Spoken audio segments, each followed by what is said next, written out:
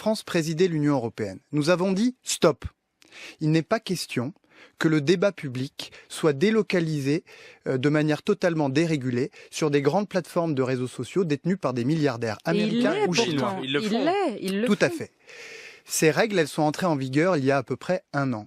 Elles permettent à la Commission européenne, à Bruxelles, de dire si je constate que le débat public a été perturbé, alors je peux infliger des sanctions très lourdes sur ces plateformes. Je peux même aller jusqu'au bannissement de Twitter ou de TikTok. C'est ce qu'a fait le Brésil. Est-ce qu'il faut bannir X ? C'est prévu dans nos lois européennes. Oui, mais est-ce qu'il faut le faire aujourd'hui ? Oui, d'accord, mais quand vous voyez les tweets d'Elon Musk, c'est quand même toutes les 20 minutes un nouveau tweet politique avec des menaces. Est-ce qu'il faut bannir X ? J'ai appelé plusieurs fois la Commission européenne à se saisir de manière beaucoup plus vigoureuse de ces outils que démocratiquement nous lui avons donnés pour dissuader ces comportements. Vous trouvez l'Union européenne trop molle ? De 2 choses l'une. Soit la Commission européenne applique avec la plus grande fermeté les lois que nous sommes données pour protéger notre espace public, soit elle ne le fait pas, et alors il faudra qu'elle consente à rendre aux États membres de l'Union européenne, à rendre à la France la capacité de le faire.